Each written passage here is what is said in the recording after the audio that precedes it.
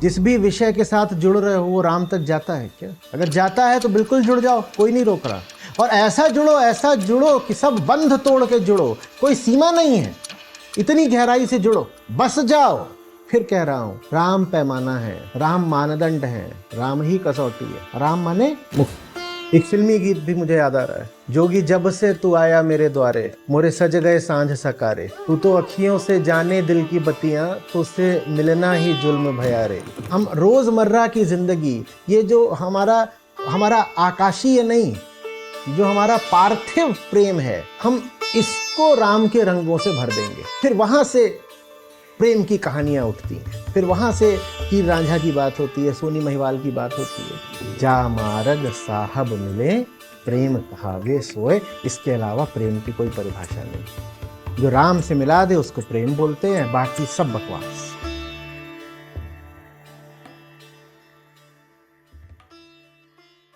अपने आप को कैसे देखना है?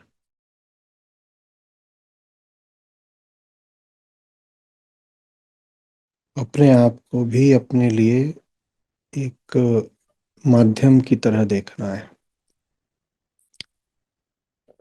मेरे लिए जो स्थान, मूल्य और औचित्य पूरे जगत का है, वही स्थान, मूल्य, औचित्य मेरे लिए मेरे अपने तन और मन का भी है।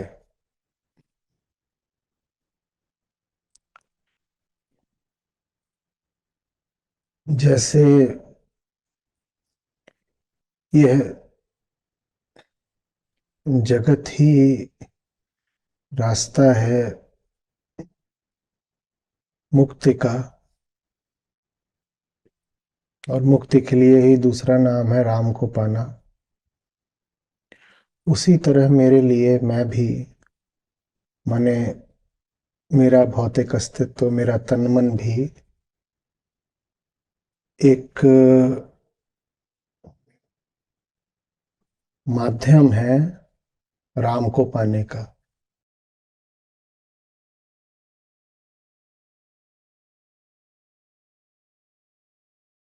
ये मेरा मुझसे संबंध है। मैं क्यों हूं? मैं इसलिए हूं ताकि अपने माध्यम से मैं मुक्ति को, माने राम को पा सकूं। मैं अपने लिए अपना साधन हूं।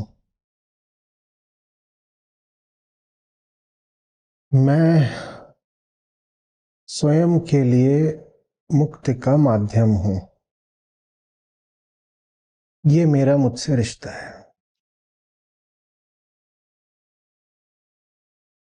तो मैं अपने साथ बर्ताव भी वैसा ही करूंगा जैसा किसी माध्यम के साथ किया जाता है।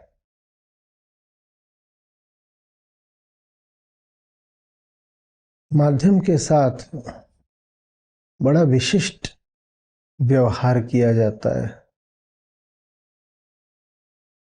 बड़ा एक खास रिश्ता रखा जाता है।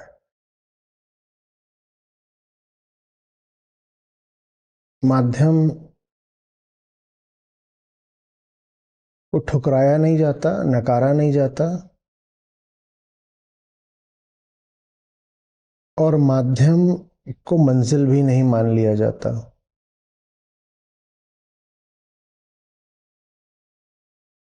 वही रिश्ता शरीर के साथ रखना है। शरीर के अंतर्गत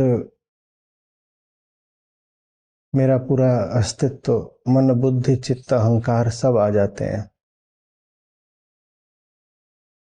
मेरी सारी शक्ति, सारे संसाधन सब शरीर के ही अंतर्गत हैं। तो इन सब से जो रिश्ता रखना है वो इस एक शब्द में समाहित है कि शरीर के साथ क्या रिश्ता होगा।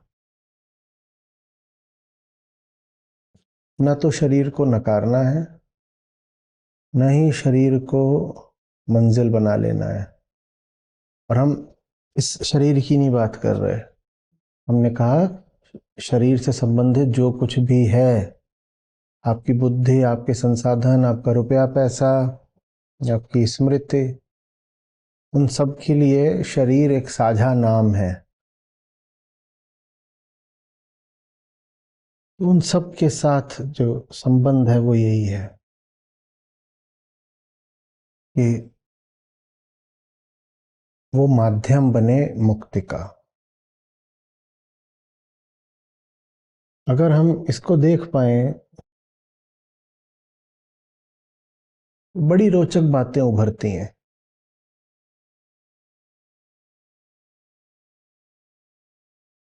साहब कह रहे हैं, मैं बौरी मेरे राम भरतार का कारण रचि करे ओ श्रृंगार। शरीर का श्रृंगार करना है, हाँ करना है। किस लिए? प्रतीकों को समझिएगा। किस लिए? राम के लिए। शरीर का श्रृंगार करना है अगर श्रृंगार राम को पाने में उपयोगी होता है तो। जगत को लुभाने के लिए अपना श्रृंगार नहीं है। राम कसौटी है। कुछ भी ठीक है अगर राम के लिए है। जगत के लिए करा श्रृंगार तो व्यर्थ हो गया, बाजारू हो गया। राम के लिए अगर शरीर को संभाला, सहेजा, फिर ठीक है।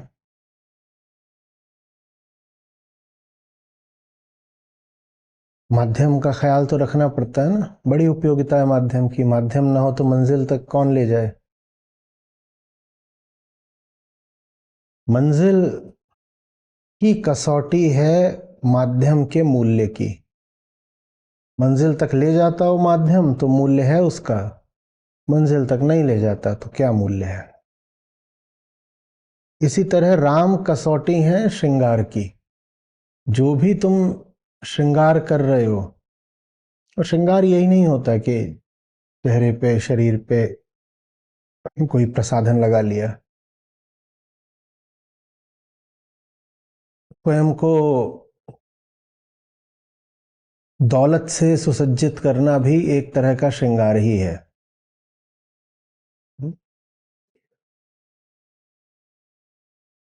इधर उधर से मन में ज्ञान का संचय करना भी एक तरह का श्रृंगार ही है।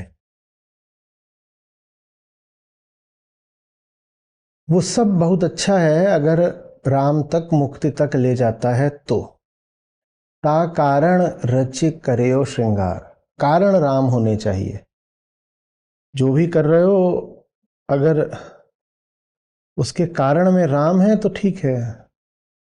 कारण माने उत्पत्ति, मूल।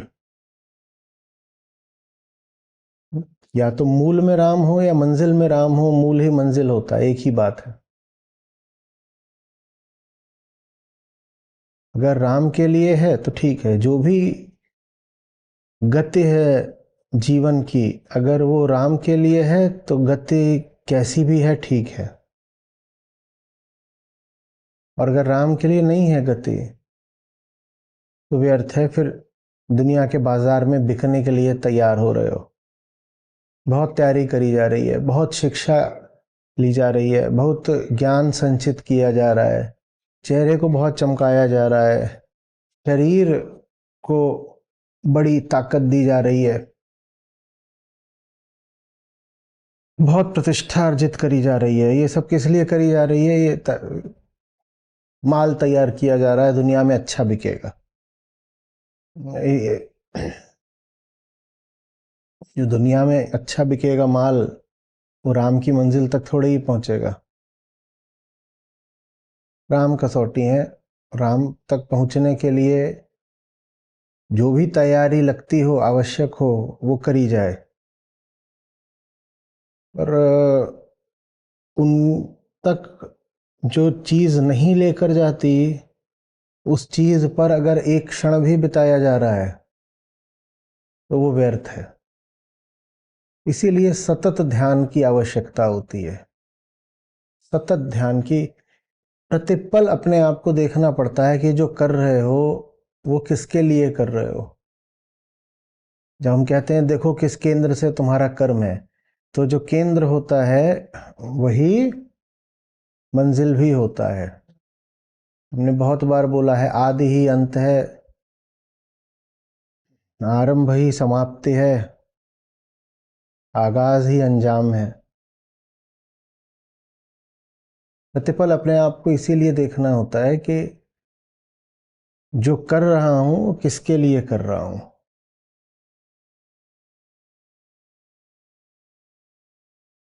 राम के लिए कुछ हो रहा है तो जो भी हो रहा है अच्छा ही है, और उनके अलावा किसी के लिए हो रहा है तो चेतना का नाश है, बाजार में बिकने वाला जड़ पदार्थ बन गए।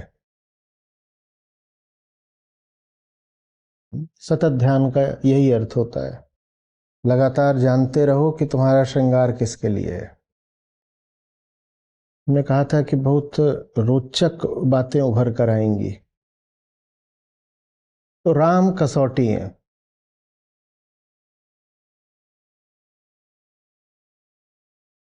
महानता की क्या कसौटी है? राम। सुंदरता की क्या कसौटी है? राम। सामर्थ्य शक्ति क्या कसौटी है? राम।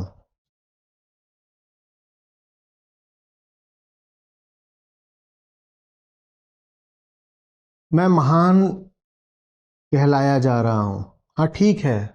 अगर राम के काम में महान कहलाए जा रहे हो, मात्र वही काम महान हो सकता है।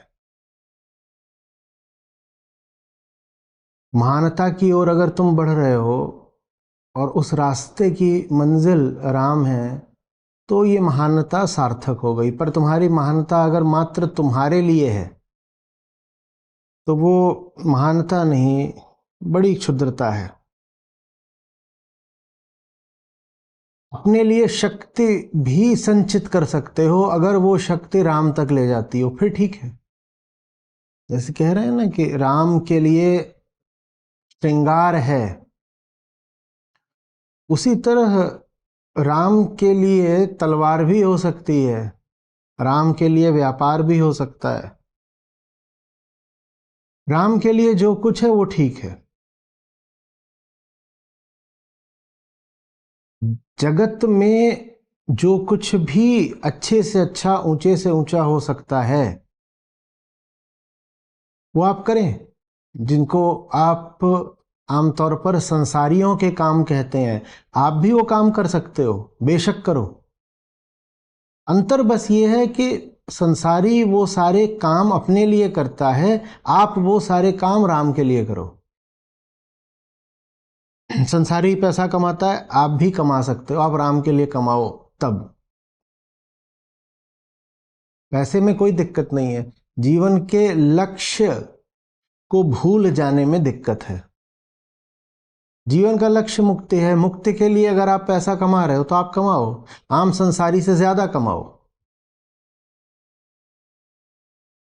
श्रृंगार करने में कोई दिक्कत नहीं है, आप श्रृंगार करो, आम स्त्री पुरुष से ज्यादा करो, बशर्ते आपका श्रृंगार राम के लिए हो।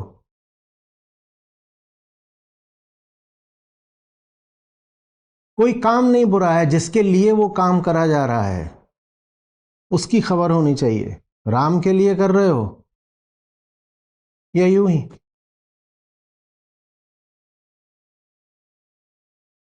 समझ में आ रही बात? कोई भी कर्म बता दो, मैं कहूंगा बिल्कुल अच्छा हो सकता है अगर राम के लिए किया जा रहा है तो। अध्यात्म किसी कर्म को न वर्जित करता है और न अनिवार्यतः अनुमोदित करता है। राम के लिए है तो काम ठीक है, राम के लिए नहीं है तो नहीं है ठीक। राम के लिए नहीं है तो अच्छे से अच्छा दिखने वाला, ऊंचा, श्रेष्ठ, नैतिक कहाया जाने वाला काम भी बहुत पतित है। राम के लिए है तो जो है सब बढ़िया है। समझ में आ रही बात?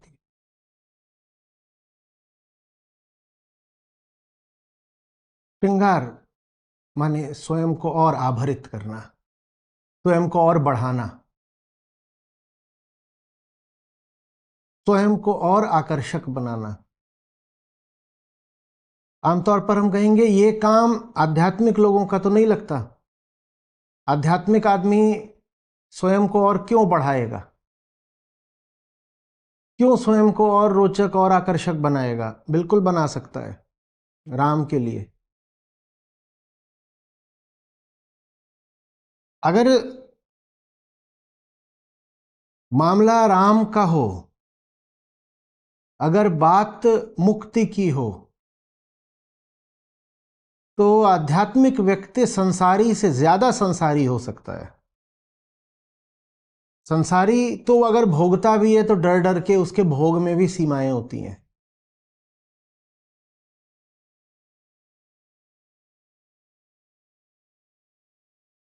राम के बंदे को अगर लग गया कि किसी विशेष प्रकार के भोग से राम मिलेंगे, स्पष्ट दिखने लगा ऐसा, तो फिर उसको रोका नहीं जा सकता। वो कहेगा कोई भी विषय जो मुझे राम तक ले जाता है, मैं उस विषय में कैसे रोक टोक कर दूं?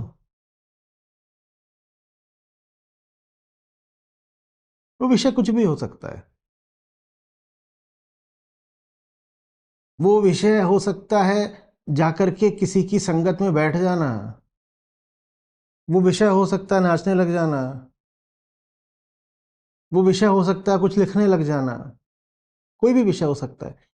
संसारी तो जो भी करता है वो नियमानुसार करता है, सीमाओं में करता है।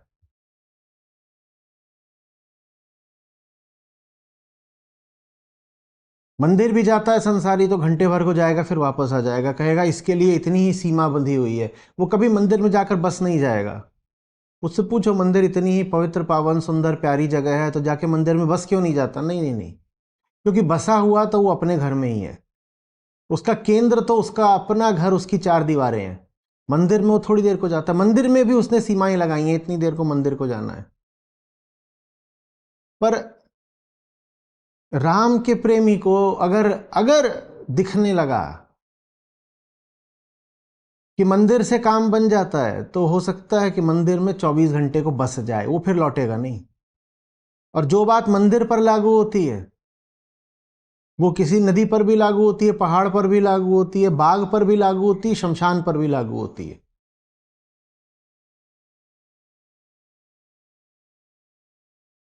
उसको जहां लगा कि यहां पर बस जाने से मुक्ति मिल जाएगी, वो वहां फिर बस ही जाता है।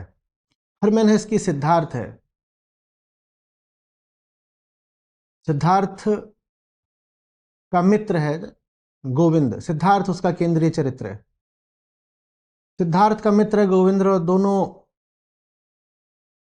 बड़े साहसी और जिज्ञासु जवान लड़के हैं। दोनों एक साथ घर से निकलते हैं अपने के, जैसी जिंदगी सब जी रहे हैं हमें वैसे नहीं जीनी है।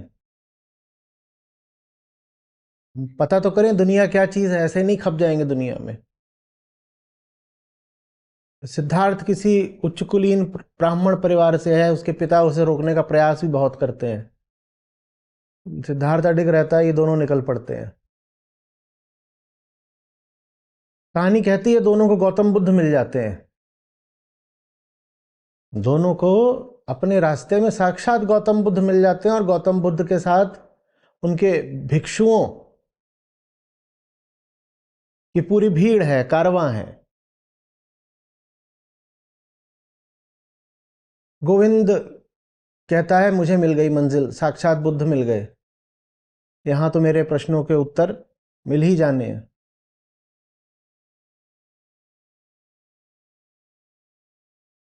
सिद्धार्थ कहता है क्या स्वयं बुद्ध को अपने प्रश्नों के उत्तर ऐसे मिले थे? इतना आसान है क्या कि उत्तर मिल जाए? वो कहता है कर्मफल का सिद्धांत क्या व्यर्थ जानना है? बुद्ध ने तो इतना प्रयास करा, इतनी मेहनत करी, तब उन्हें उत्तर मिले। मैं ऐसे ही उनकी कोई एक दो बात सुन लूंगा तो मुझे उत्तर मिल जाएंगे? बोला ऐसे नहीं होगा। मेरा रास्ता शायद कुछ और होगा। गोविंद रुक जाता है बुद्ध के पास, सिद्धार्थ आगे निकल जाता है। सिद्धार्थ आगे जाता है, सोचो साक्षात बुद्ध हैं, उनके छोड़ के आगे निकल जाता है। वो आगे जाता है, उसको एक वेश्या मिल जाती है, बड़ी नगर की प्रतिष्ठित वेश्या, और उसके पास अपना पूरा एक महल नुमा घर है और बहुत पैसे हैं। सिद्धार्थ उसके पास बस जाता है। हालांकि बसने से उसे कुछ उत्तर नहीं मिल जाते, दुख ही मिलता है। कुछ दिनों बाद वो पाता है कि उसको भारी ऊब पैदा हो रही है।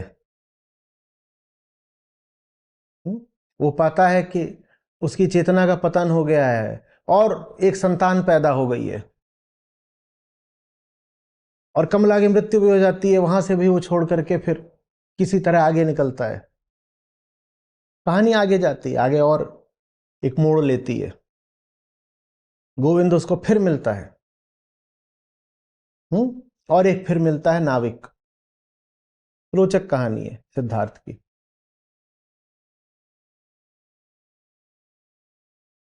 तो कहने का आशय ये कि जो मुक्ति का प्रेमी है, अगर उसको लगेगा गोविंद की तरह कि देवालय में बसना है, बुद्धालय में बसना है, तो वो बुद्धालय में बस जाएगा। वो ये नहीं करेगा कि बुद्ध से मिला तो बस बुद्ध के चरण स्पर्श करके वापस आ जाए। वो कहेगा मुझे तुम्हारे पास ही बसना है, वो बुद्ध के पास बस ही जाएगा, कोई सीमाएं नहीं रखेगा वो। और अगर उसको लगा कि मुक्ति वेश्यालय में मिलनी है, तो वेश्यालय में भी बस ही जाएगा। कमला के पास बहुत लोग आते थे, घंटे भर को आते थे, वापस चले जाते थे। सिद्धार्थ ने कहा मैं वापस नहीं जाऊंगा, मैं रहूंगा तुम्हारे साथ। वो बस ही गया। समझ में आ रही बात? बोले जहां से मुझे मुक्ति मिलनी है, जहां से राम मिलने हैं, वहां से वापस जाने का क्या प्रश्न है? कोई भी कर्म हो, चाहे देवालय जाने का, चाहे वेश्यालय जाने का, उसकी कसौटी तो मुक्ति है ना। कर्म अपने आप में थोड़ी अच्छा बुरा हो गया। हाँ, हम अपनी साधारण दृष्टि से देखेंगे, सांसारिक दृष्टि से तो हमें लगेगा कि गोविंद ने बड़ा अच्छा काम किया, वो बुद्ध के पास बस गया। पहले तो हम गोविंद के काम को भी अच्छा नहीं बोलेंगे, क्योंकि गोविंद भी बस गया। सांसारिक दृष्टि तो कहती है जाओ, मिलो और वापस घर आ जाओ। पर गोविंद को हम फिर भी क्षमा कर देंगे कि वो कम से कम बसा तो बुद्ध के पास बसा। सिद्धार्थ को तो हम कभी ना क्षमा कर पाए। कहेंगे एक तो अपने बूढ़े पिता का आग्रह ठुकरा करके तू घर से निकल गया, और सिद्धार्थ बड़ा प्रतिभाशाली युवक था, सुंदर दिखने वाला भी, बहुत विद्वान भी। और पिता ने कहा अपना जो पुश्तैनी काम है शिक्षा का, पांडित्य का, तुम उसी को आगे बढ़ाओ सिद्धार्थ। सिद्धार्थ ने कहा मैं ये नहीं कर सकता। तो पहले तो सिद्धार्थ तुमने ये गलत करा, और उसके बाद तुम्हें साक्षात बुद्ध मिल गए, तुमने वहां भी रुकना नहीं ठीक समझा, और फिर तुम एक वेश्या के यहां चले गए। और वहां भी ये नहीं कि अगर गए हो तो घंटे 2 घंटे 2-4 दिन मन बहला करके वापस आ जाओ। तुम उस वेश्या के साथ बस ही गए, रहने ही लग गए। कितनी सारी तुमने एक के बाद एक गलतियां करी। पर ये जो गलतियां हैं, इन्हीं में हरमेन हेस के कथानक की खूबसूरती है। और सिद्धार्थ अंत तक भटकता है, आखिरी क्षण में उसको मुक्ति मिलती है। और बहुत रोचक बात है, कैसे मुक्ति मिलती है, क्या होता है, क्या समझ में आता है उसको। जो उसने संतान पैदा करी होती है, वही उसकी आसक्ति बन जाती है। कमला तो मर गई, पर लड़का छोड़ गई पीछे अपने एक। समझ में आ रही बात? जो इतिहास में आज तक सदा से मुक्ति के दीवाने रहे हैं, उच्चतम के प्रार्थी रहे हैं, उन्होंने सांसारिक नियम कायदों की परवाह नहीं करी है। संसारी कहता है हाँ सजना है मुझे, किसके लिए? जैसे वो फिल्मी गाना है, सजना है मुझे सजना के लिए, मैं तो सज गई रे सजना के लिए।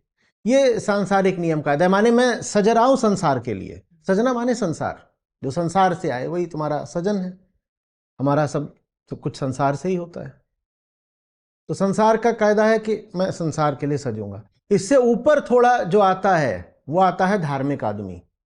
धार्मिक आदमी कहने लग जाता है मुझे सजना ही नहीं है, या सीमाओं में सजना है, बहुत थोड़ा सा श्रृंगार करना, सादगी से रहो, वो धार्मिक आदमी होता है। आध्यात्मिक आदमी कहता है मैं सजने के बारे में ये भी नहीं कह सकता कि मुझे बहुत सजना है, मैं सजने के बारे में ये भी नहीं कह सकता कि मुझे बिल्कुल नहीं सजना है।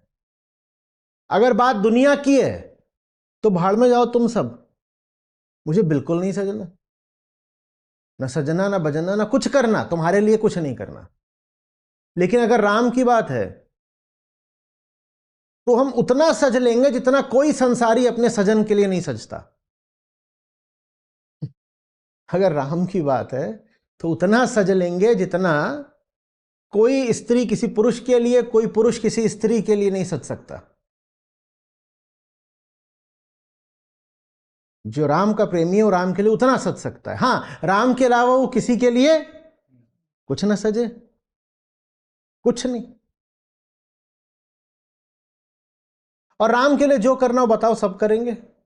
राम के लिए सारा आभूषण, सारी सज्जा उतार देनी है वो भी कर देंगे, सज भी सकते हैं और सजावट उतार भी सकते हैं। अगर पहनने से मिलेंगे राम तो पहन लेंगे, उतारने से मिलेंगे तो उतार देंगे। ना पहनने से मतलब है ना उतारने से मतलब है, राम से मतलब है। अगर बिल्कुल फक्कड़ गरीब होकर जीने से मिलेंगे तो गरीब हो लेंगे, और करोड़ों इकट्ठा करने से मिलते हो तो करोड़ों इकट्ठा कर लेंगे। बहुत दुर्बल हो जाएं, कृशकाय हो जाएं, ऐसे मिलते हो तो ऐसे हो जाएंगे। और बहुत हट्टे कट्टे हो जाएं, स्वस्थ हो जाएं, वैसे मिलते हो तो वैसे हो जाएंगे। सिद्धार्थ की कहानी में बीच में सिद्धार्थ ऐसा हो जाता है कि जैसे बिल्कुल दो हड्डी का, खाना पीना छोड़ करके सूख जाता है। जो श्रमण साधक हैं उनकी संगति में आ जाता है, और वो कहते हैं कि जब तक तुम अपने आप को सुखाओगे नहीं तब तक शरीर तुम पर हावी ही रहेगा। वो अपने आप को उतना सुखाता है जितना उसके श्रमण गुरुओं ने भी अपने आप को नहीं सुखा रखा होता। वो कहता है अगर शरीर को सुखाने से सत्य मिलता है तो मैं शरीर को ऐसा सुखाऊंगा जैसा किसी ने नहीं सुखाया होगा आज तक। सिद्धार्थ पूरा प्रयोग करता है। और फिर जब वो कमला के पास जाता है तो कमला बड़ी सुंदर होती है, उसको देखती है जोर से हंसती है, क्योंकि वो तो कमला के दरवाजे पर बिल्कुल बेखौफ खड़ा हो जाता है। वो कहता है कि मैंने सुना है कि तुम्हारे पास ऐसा कुछ है कि पूरा नगर, ये पूरा क्षेत्र तुम्हारे पास आता है। मैं जानना चाहता हूं कि जो उच्चतम है, मैं जिसकी तलाश में घर से निकला हूं, क्या वो भी है तुम्हारे पास? तो कमला हंसती है उसके ऊपर, और कमला कहती है अपना मुंह देखो, अपने बाल देखो, उसके बाल उलझे हुए हैं और उनमें धूल भरी हुई है। बोलते अपना शरीर देखो, तुम कितने सूखे हुए हो, और कुछ रुपया पैसा है तुम्हारे पास, तुम मेरे दरवाजे आए हो। बोलता कुछ नहीं है। बोलती है कि जो नगर के इस पूरे क्षेत्र के बड़े बड़े धनी हैं, राजा हैं, सेठ हैं, वो मेरे यहाँ सामने कतार लगा के खड़े होते हैं, और तुम यहाँ आ कैसे गए? हंस रही है उसके ऊपर। तुम्हारी कैसे धृष्टता हो गई, तो तुम्हारे पास क्या है, तुम क्या कर सकते? तो वो जवाब देता, याद नहीं आ रहा क्या है, पर वो कहता है कि मेरे पास तीन चीजें हैं। आई कैन थिंक है, आई कैन सी है, ऐसे ही कुछ है। I can fast, I can wait. बोलता मेरे पास वो सब कुछ नहीं है जो तुम्हारे ये अन्य लोग हैं इनके पास होता है, पर मैं देख सकता हूं। आई कैन फास्ट मतलब मैं अनासक्ति में जी सकता हूं, और संयम है मेरे पास, आई कैन वेट। क्या है? I can think, I can wait, I can fast. तो कमला को लगता है कि ये कुछ खास ही बात है। वो उसको भीतर बुला लेती है और भीतर बुला करके कहती है वहां जाओ, वहां पे सब बढ़िया से बढ़िया नहाने धोने की चीजें, जाके पहले ठीक से नहाओ वहाओ। फिर नहा धो के आता है तो कहती है ये लो ये कपड़े हैं, ये कपड़े पहनो। वो आदमी जो फटे कपड़ों में घूम रहा था अचानक ऊंचे से ऊंचे महंगे से महंगे कपड़े पहन लेता है। वो आदमी से खाने पीने की सुध नहीं थी, वो अचानक ऊंचे से ऊंचा भोजन करना शुरू कर देता है। वो कहता है अगर शरीर को सुखाने से मिलती है तो शरीर को सुखा दूंगा, शरीर को भरने से मिलती है तो शरीर को भर डालूंगा। फटे कपड़े पहनने से, मुनियों जैसे नग्न रहने से मिलती है मुक्ति तो नग्न रह लूंगा, और अगर बहुत सुंदर और महंगे परिधानों से मिलती है मुक्ति तो उनको भी पहन लूंगा। सब कुछ छोड़ देने से मिलती है मुक्ति तो सब कुछ छोड़ दूंगा, और अगर एक वेश्या के घर में रहने से मिलती है तो वेश्या के घर में भी रह लूंगा। बात कर्म की है नहीं, बात राम की है। राम जहां भी मिलते हो हम वहीं चले जाएंगे, राम जो करने से मिलते हो हम वही कर जाएंगे। ता कारण रचि रखे हो श्रृंगार, ता कारण वही कारण है, उसके कारण श्रृंगार करना हो श्रृंगार करेंगे, जो करना हो सब करेंगे। बताओ, वही कसौटी है, समाज की नैतिकता नहीं कसौटी है, राम कसौटी है। कोई काम राम तक ले जाता है तो अच्छा हो गया। कोई पूछे अच्छा काम किया क्या मैंने, देखो तुम्हारा काम तुम्हें राम तक ले आता है तो अच्छा है। कोई पूछे क्या मैं अच्छा आदमी हूं, राम के प्रेमी हो तो अच्छे हो, नहीं हो तो नहीं हो अच्छे। राम माने सत्य, मुक्ति, ब्रह्म।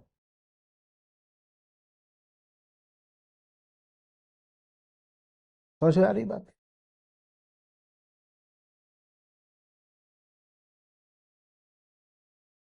ये बड़ी हम में एक धारणा हो जाती है कि संसारी का काम क्या है, भोगना, और अगर आप आध्यात्मिक होने लगे तो आपको भोग से दूर रहना होगा। बहुत लोग तो इसी मारे अध्यात्म से दूर भागते हैं। बहुत लोग इसी चक्कर में गीता से जरा बच बच के निकलते हैं। उनको लगता है कि अगर इस तरफ आ गए तो फिर भोग में कमी पड़ जाएगी, तो इस तरफ अगर आना भी है तो 75 के बाद आओ, जब यूं ही भोगने की कोई संभावना बचती नहीं है। जब भोग सकते ही नहीं, शरीर ही इस लायक ना बचे, तब आके कहो आओ हम भोग का त्याग करने आए हैं। जब तक सेब चबा सकते थे, काट सकते थे, दांत ऐसे सबल थे, तब तक सेब पूरा, जितना सेब काट सकते हो, चाट सकते हो, पी सकते हो, सब कर डाला सेब का। सेब ही सेब, सेब प्रतीक होता है किस चीज का, संसार का। एक ऐसी चीज जिसके प्रति संसारी में बड़ा लालच, बड़ा आकर्षण होता है कि सेब दिखा नहीं कि अमेरिका को भी बोला जाता है द बिग एप्पल। समझ में आ रही बात? तो जब तक तो सेब चबाने की उम्र थी, सेब पूरा चबा लिया। जब 80 साल के हो जाओ तो बोलो हमें सेब का त्याग कर दिया है। तुम त्याग नहीं करोगे तो क्या करोगे? दांत छोड़ दो, हमारा जवड़ा भी नहीं है, तुमने त्याग क्या करा है? हम रस भी नहीं पीते, रस पियोगे तो पचेगा नहीं। तुमको तो पानी भी नहीं पचता, सेब का रस क्या पचेगा? तो ये संसारी की कुटिल बुद्धि रही है। ये कहते हैं 75 के बाद सन्यास। इस कुटिल बुद्धि का मतलब समझते हो ना क्या है? कि भोगने के समय में बाधा नहीं पड़नी चाहिए। जब तक भोगने का चल रहा है काल, तब तक तो पूरा एकदम तांडव कर दो, भोग भोग कर सब विषयों के चीथड़े उड़ा दो। और जब हालत ही न बचे कुछ भोगने की, तब एक आखिरी चीज और भोग लो, नैतिक श्रेष्ठता। मैं भोगी थोड़ी हूं, मैं त्यागी हूं। जब भोग सकते ही नहीं तब भोगना छोड़ के बोलो कि मैंने अब एक चीज और भोग डाली, क्या? प्रतिष्ठा, श्रेष्ठता का भाव। देखा, इन्होंने सब त्याग दिया है। अब 80 के हो गए हैं और ऐसे महान त्यागी हैं कि सेब के पेड़ के ऊपर चढ़ के बैठते ही नहीं।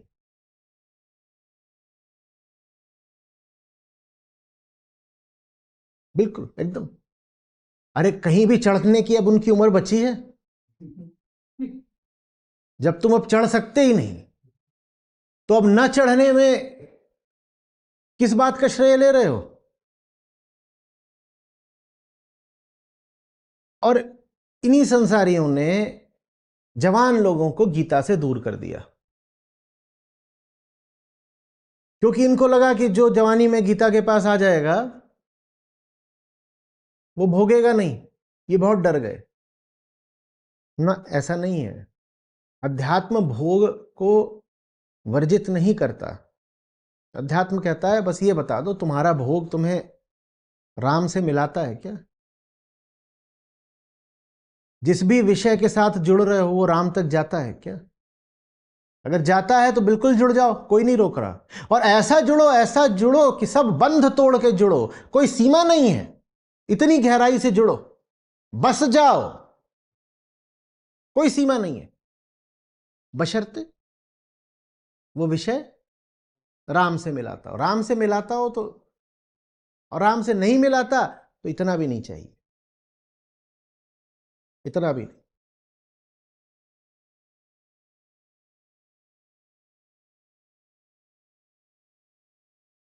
समझ में आ रही बात ये?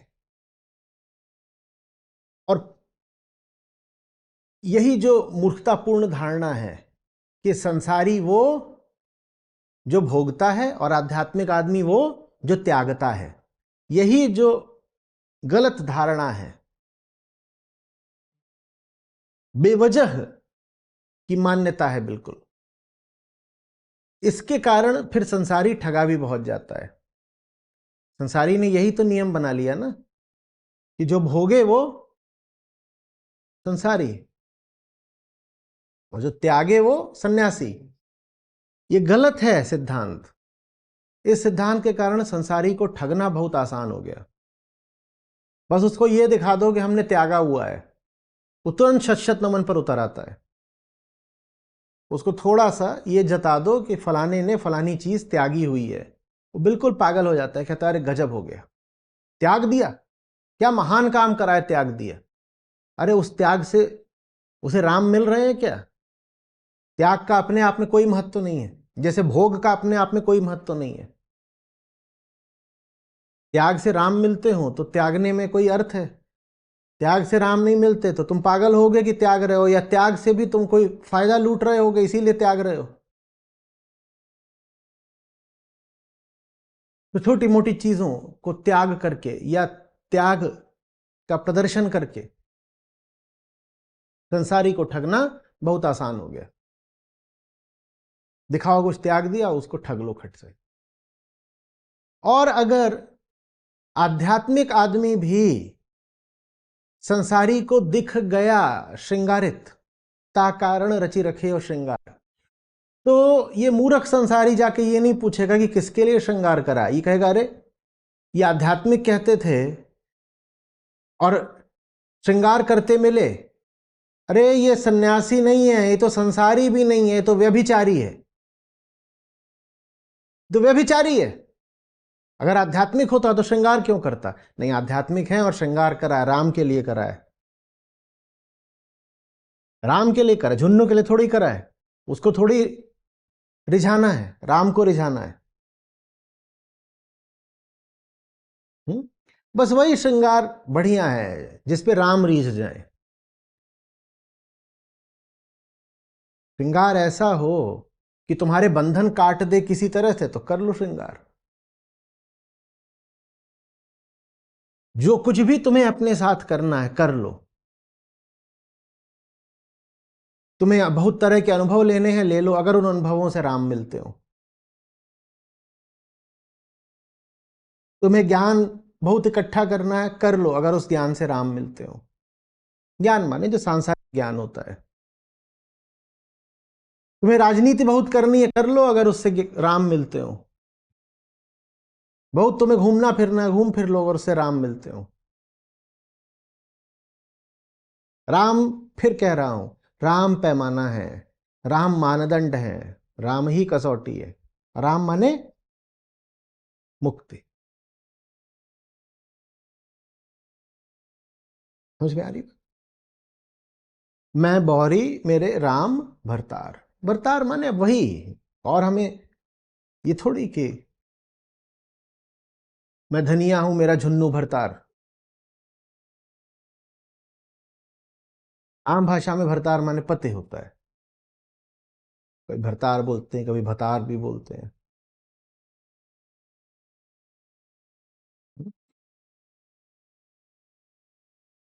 संसार को बड़ी समस्या हो जाती है।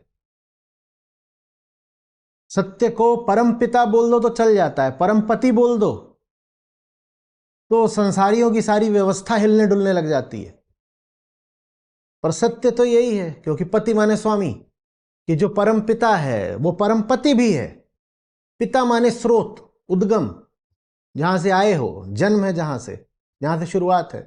जो तुम्हें शुरुआत दे रहा है वही वास्तव में तुम्हारा स्वामी भी है। तो जो परम पिता है वो है तो परम पति भी। हुँ? पर तब बड़ी समस्या हो जाती है जब मीरा जैसा कोई कह देता है। अगर मीरा कह देती कृष्ण पिता हैं तो थोड़ी उनको जहर पिलाया जाता। मीरा अगर इतना ही कह के रुक जाती कि कृष्ण को मैं पिता मानती हूं, सब बहुत खुश रहते। पर मीरा ने कह दिया पति मानती हूं, पति है मेरे, और वही है, दूसरा कोई है भी नहीं। ये भी नहीं कि वो ऊपर वाले पति हैं, नीचे वाला भी चलेगा। वो बोली दूसरों न कोई, जाके सिर मोर मुकुट मेरो पति सोई। एक ही है, वही है। अब बड़ी समस्या हो गई, बोले पिता बोल दो, पिता बोल दो। थोड़ा सा भाषा में गलती हो गई है। वो प और त ठीक है, वो पति को पिता कर दो। बोली पिता विता कुछ नहीं, पति तो पति। अब बड़ी समस्या हो गई। अब लो भाई, राणा के पूरे परिवार वाले लग गए इसको खत्म करो, ये तो इज्जत उछाल रही है। और जाकर बैठ भी किन के पास रही है? वो जो हमारी लोक मान्यता में निचले वर्ग के माने जाते हैं, उन लोगों के पास जाके बैठ रही है। कहीं कोई साधु, कोई संत रविदास हैं, उनसे कह रही है कि शिष्या हूं आपकी। बड़ी समस्या हो गई।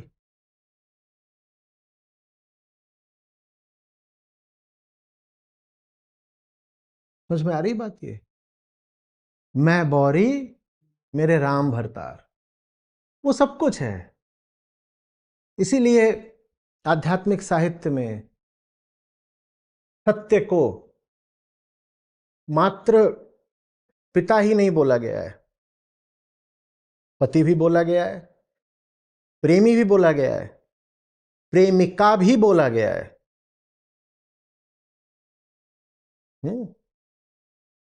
उसको कभी कह दिया है कि वो रमता जोगी है,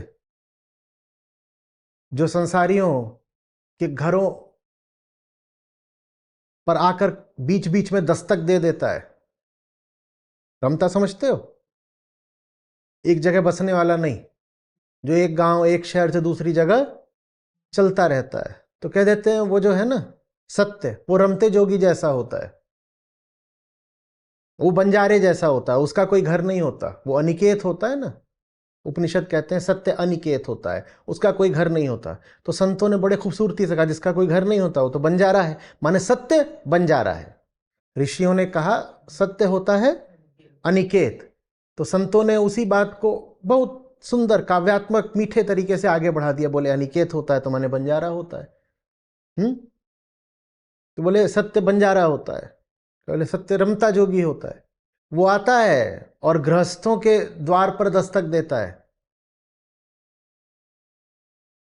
किसी का दिल आ गया तो आ गया, नहीं तो दस्तक दे के आगे बढ़ जाता है, और जिनका दिल आ गया उनको अपने साथ ले जाता है। बाबा बुल्ले शाह की एक बड़ी सुंदर काफी है कि बंजारे आए मायरी बंजारे आए। वो कहती है बहुत सुंदर बंजारे आए हैं और मेरे दिल में हूक उठती है इनको देख के, मैं इनके साथ जाना चाहती हूं। पर जहां तक मुझे लगता है माई ने अनुमति नहीं दी होगी कि बंजारों के साथ चली जा। पढ़िएगा।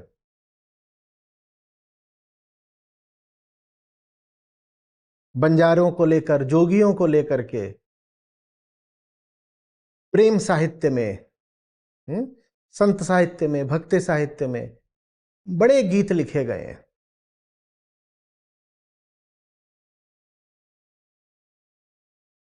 एक फिल्मी गीत भी मुझे याद आ रहा है, जोगी जब से तू आया मेरे द्वारे, जोगी जब से तू आया मोरे द्वारे, मोरे सज गए सांझ सकारे, तू तो अखियों से जाने दिल की बत्तियां, तो उससे मिलना ही जुल्म भया रे।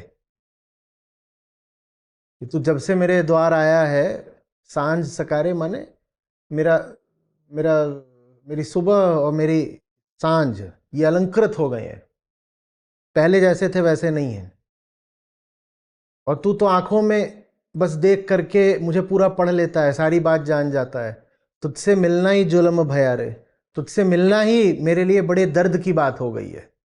तू आ करके एक बहुत अलग तरह का दर्द दे गया है मुझे। समझ में आ रही बात है? सत्य से बड़ा अंतरंग, बड़ा घनिष्ठ, बड़ा इंटीमेट रिश्ता रखना होता है। तो इसलिए संत साहित्य में अक्सर उसको प्रेमी, स्वामी, कभी पति, यहां भरतार ऐसे संबोधित किया जाता है। अहम को कह दिया जाता है तू तो सदा की विरहणी प्रेमिका है। अहम क्या है? विरहीन प्रेमिका। और तेरा प्रेमी है वो, तू शहर में बसती है, तू गांव में बसती है, वो जंगल का बाशिंदा है। वो जंगल में बैठ करके मुरली बजाता है, और कातिल इतना है कि कभी संसारियों के बीच नहीं आता है। तू रहती है गांव में, गांव के बाहर है नदी, और नदी के पार है जंगल, और वो जंगल में रहता है, और वहीं से बैठ के मुरली बजाता है, वहीं से बैठ के मुरली बजाता है। और तू मुरली सुनती है।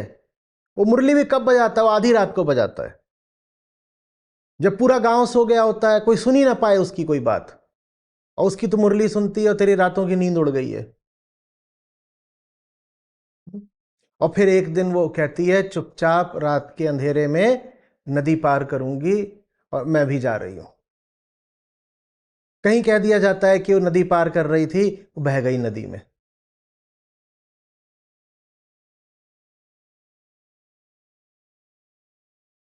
तो बहुत बार कह देंगे कि वो बह ही गई, और उसके बह ही जाने को भी मुक्ति का ही एक प्रतीक, द्योतक माना जाता है। और कुछ दूसरी कथाएं होंगी जिनमें फिर वो नदी पार कर जाती है और जंगल में जा करके अपने प्रेमी से मिल जाती है।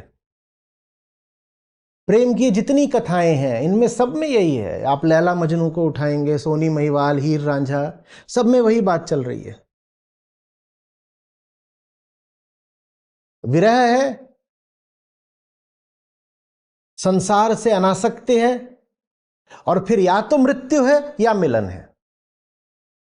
या तो मृत्यु है, जैसे सोनी महिवाल है, वहां मृत्यु हो जाती है, या फिर मिलन है। और ऐसी मैंने 3 नाम लिए क्योंकि ये सबसे प्रसिद्ध हैं। ऐसी सैकड़ों कहानियां हैं, भारत में हैं, पूरे विश्व में हैं, जहां एक स्त्री और एक पुरुष को प्रतीक बना करके अहम और आत्मा की बात करी गई है, कि कैसे अहम दिन रात तड़पता है आत्मा के संसर्ग के लिए, और फिर ऊंची से ऊंची कीमत चुका के, अंतिम कीमत चुका के भी वो आत्मा से मिल जाना चाहता है। अहम को स्त्रीलिंग से कर देते हैं संबोधित, और आत्मा को पुल्लिंग से कर देते हैं। ठीक वैसे ही जैसे मुक्त चेतना को पुरुष बोलते हैं ना सांख्य योग में, उसी तरह से कि आत्मा माने मुक्त चेतना, तो आत्मा को कह देते हैं पुरुष है, और अहम सदा की तड़पती हुई, विरह में रोती हुई प्रेमिका है। बाबा बुल्ले शाह की बात कर रहे थे, उनकी ही एक और बहुत सुंदर काफी है, मुरली बाज उठी अनघाता। अनघाता माने बिना दो के टकराए। ये आमतौर पे आवाज होती है तो ऐसे होती है, दो टकराते हैं तो आवाज होती है, इसे घात, घात से आवाज होती है। द्वैत है ये, दो है ना, दो टकराए तो आवाज होती है। और एक मुरली का संगीत होता है अनघाता। अनघाता माने जिसमें दो नहीं हो, अद्वैत संगीत है, वो अद्वैत संगीत है। कि वो अद्वैत संगीत अब बज उठा है और अब मैं अपना आपा खो रही हूं। मैं तो, अगर ठीक है याद है, अब मुरली बाज उठी अनघाता, मैं तो भूल गईयां सब बातां। कुछ इसी तरह से देखिएगा कि जितनी बातें मुझे संसार ने पढ़ाई थी, सच झूठ, अच्छा बुरा, आचरण, चरित्र, नैतिकता, मर्यादा के नियम, मैं सब भूल गई। वो मुरली बजती है और मैं सब भूल जाती हूं। मुरली बाज उठी अनघाता।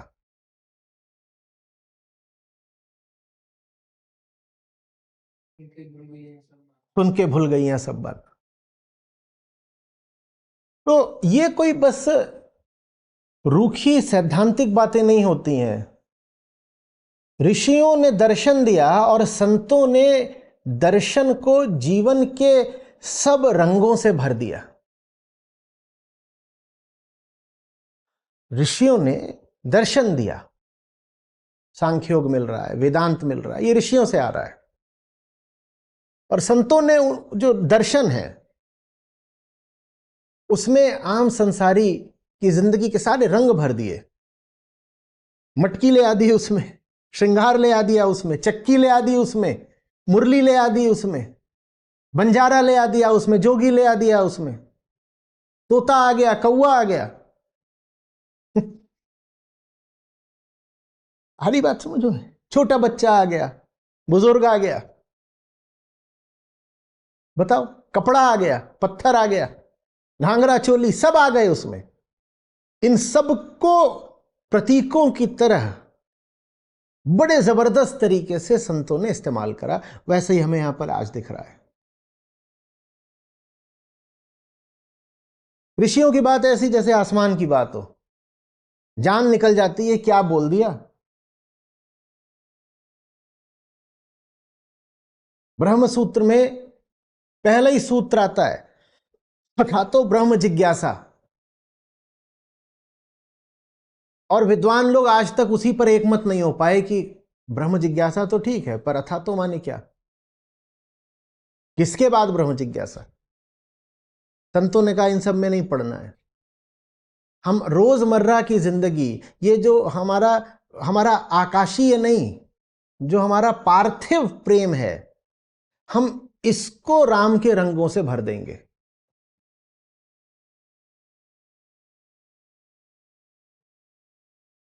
फिर वहां से प्रेम की कहानियां उठती हैं, फिर वहां से हीर रांझा की बात होती है, सोनी महिवाल की बात होती है। भारतीय बातें हैं भाई सब, कोई विदेशी बातें थोड़ी, पंजाब की बातें हैं।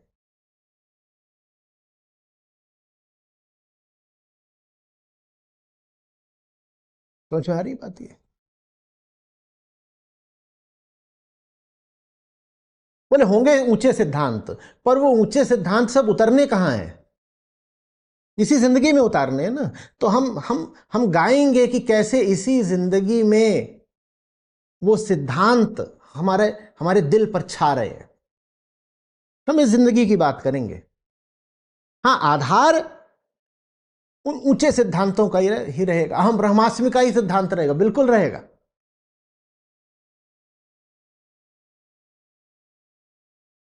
प्रज्ञानम ब्रह्म का ही सिद्धांत रहेगा, बिल्कुल रहेगा। अहमैव ही केवलम का सिद्धांत रहेगा, बिल्कुल रहेगा। दो नहीं है, एक है, यही सिद्धांत रहेगा, बिल्कुल रहेगा। लेकिन अहमेव ही केवलम, इसी बात को हम ऐसे कहेंगे कि तू तू करता तू हुआ। अब कह दिया जाए अहमेव ही केवलम, जान निकल जाती है, कैसे हो सकता है, मैं ही मैं हूं। लेकिन संतों ने इसको ऐसे कर दिया। समझ रहे बात को, मैं मिट गया बस तू बचा। कैवल्य यहां भी है। जैन दर्शन में कैवल्य माने मुक्ति होता है। कैवल्य, मुक्ति, मोक्ष, निर्वाण, ये सब एक ही दिशा के नाम है।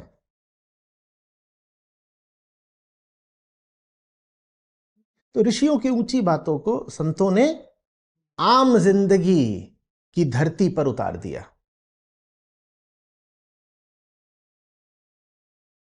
फिर वहां से जो गीत निकले हैं वो ऐसे अमर हुए हैं, ऐसे अमर हुए हैं कि आज भी अगर कोई प्रेम गीत लिखा जाता है तो उसका आधार किसी न किसी संत का गीत ही होता है। आज भी अगर आप पाएं कि किसी लेखक ने, गीतकार ने, कवि ने कुछ बहुत अच्छा लिखा है जो आपके दिल को ऐसे बिल्कुल पकड़ रहा है, छा रहा है आपके ऊपर, गहराई से आपको छू रहा है, तो यकीन जानिए वो जो लिखा गया है उसके आधार में किसी संत का कोई बहुत बहुत हार्दिक वक्तव्य होगा, वहीं से वो बात आ रही है। और संत का जो वक्तव्य होगा उसके आधार में ऋषियों का दर्शन होगा।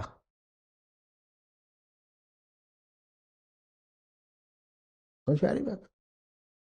अब वो जरा सी आज एक जग मुझ पे लगाए पाबंदी, मैं हूं ही नहीं इस दुनिया की, इसको खोजिएगा। ये भाव आपको संत साहित्य में बड़ी प्रचुरता से मिलेगा। और ये आज का एक फिल्मी गीत है। अब इसमें बीट्स वगैरह है, हमें लगता है ये आज की बात है। जहां पर ये गीत फिल्माया गया है वहां शायद किसी बीच पर कोई या किसी पार्टी में कहीं कोई डांस हो रहा होगा, तो हमें लगता है ये तो कोई आज की ऑर्डर मॉडर्न आधुनिक बात है। आधुनिक वगैरह कुछ नहीं, प्रेम बड़ी पुरातन बात है। और प्रेम में जब भी कुछ मीठा बोला जाएगा उसके उसके उसके आधार में, उसके केंद्र में किसी संत का धड़कता हुआ दिल होगा।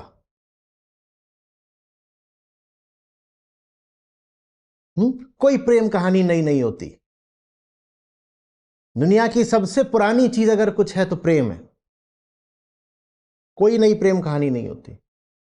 एक ही प्रेम कहानी है और वो तब से चली आ रही है। जब तक दुनिया है तब तक वो प्रेम कहानी चलेगी, कभी पूरी नहीं होगी। मैं बौरी मेरे राम भरतार, यही है दुनिया की सबसे पुरानी प्रेम कहानी। अहम बावला है राम के लिए, राम के लिए अहम बावला है। लेकिन फंसा कहां हुआ है?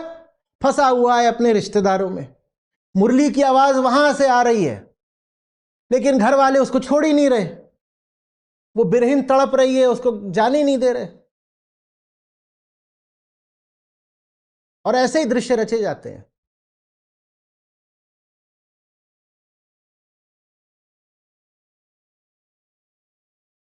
और घर वाले इस हद तक विरोधी हो सकते हैं, ईर्ष्यालु हो सकते हैं कि वो घड़े लेकर के, खाली घड़े लेकर के उन्हीं के दम पे नदी पार कर जाया करती थी। चिनाब नदी ना, शायद सोनी महिवाल में, वो चिनाब को पार कर जाती थी खाली घड़े लेकर के। और ये पता चल गया दुनिया वालों को तो उसका घड़ा हटा करके कच्चा घड़ा रख दिया। चिनाब कि रात में अब जब ये पार करेगी तो इसका जो घड़ा है वो नदी में टूट जाएगा। घड़ा टूट गया, वो मर गई लेकिन अमर हो गई। वो अमर हो गई। दुनिया की सब प्रेम कहानियां बहुत पुरानी है और सब प्रेम कहानियों में एक ही बात होती है, अहंकार संसार से घिरा हुआ है, प्यार को नहीं पा रहा है। संसार ने ऐसा घेर लिया अहंकार को कि प्यार से वो वंचित रह जा रहा है। सारी प्रेम कहानियां बस यही होती हैं। राम मेरे भरतार हैं और जगत मुझे बौरी बोलता है। राम मेरे प्यारे हैं पर मैं राम की बात करती हूं तो संसार मुझे मारने को दौड़ता है। बस यही है प्रेम कहानी।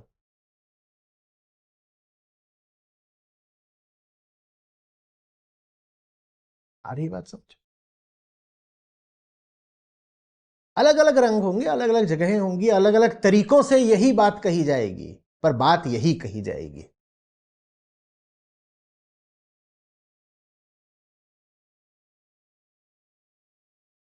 खोजिएगा, कितने सुंदर सुंदर आपको गीत मिलेंगे। सारे गीत यही हैं। हम जिसको अध्यात्म में प्रेम मार्ग कहते हैं, उसमें सारे गीत यही हैं और कोई गीत नहीं है। कबीर साहब कहते हैं आई गमनवा की सारी, कहते हैं वो मेरे भरतार, मेरे पति, मेरे प्यारे ने मुझे विदाई की साड़ी भेजी है। जब विदाई हो रही होती है तो उसके लिए साड़ी भेजी है। और आगे बढ़ती है उस गीत में बात तो पता चलता है कि वो अर्थी की साड़ी है। स्त्री की जब घर से विदाई होती है पिता के, तब भी वो नई साड़ी पहनकर निकलती है। और जब उसकी अर्थी निकलती है तब भी उसको नई साड़ी पहनाते हैं। तो कबीर साहब कहते हैं आई गमनवा की साड़ी, गमन की साड़ी आ गई है। फिर पता चलता है वो तो साड़ी, तो यही शायद एकमात्र तरीका था।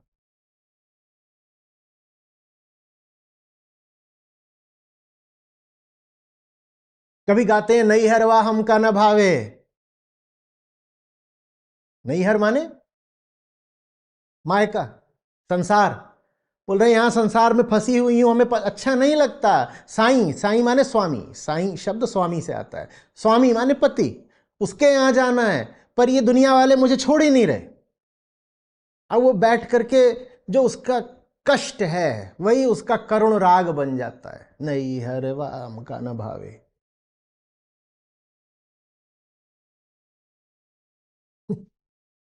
जा मारग साहब मिले प्रेम कहावे सोए। इसके अलावा प्रेम की कोई परिभाषा नहीं। जो राम से मिला दे उसको प्रेम बोलते हैं, बाकी सब बकवास। जो मैं बोरा तो राम तोरा, लोग मरम का जाने मोरा। जो मैं बोरा तो राम तोरा, लोग मरम का जाने मोरा।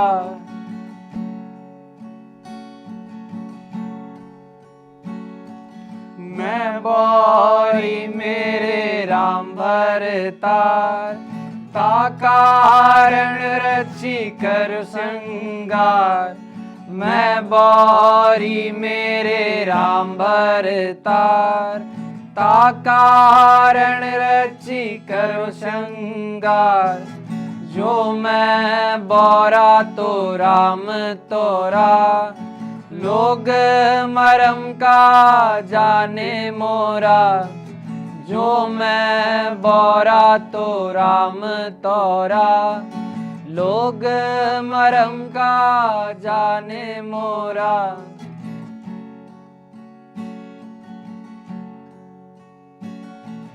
माला तिलक पहरी मन माना, लोगनी राम खिलौना जाना। माला तिलक पहरी मन माना, लोगनी राम खिलौना जाना।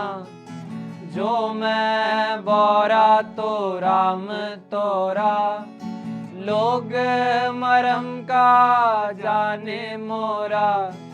जो मैं बोरा तो राम तोरा, लोग मरम का जाने मोरा।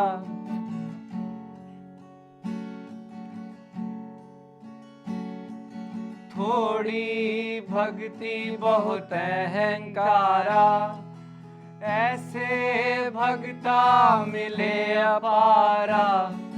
थोड़ी भक्ति बहुत अहंकारा, ऐसे भक्ता मिले अपारा।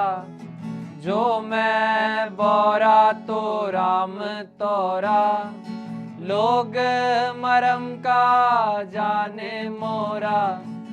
जो मैं बोरा तो राम तोरा, लोग मरम का जाने मोरा।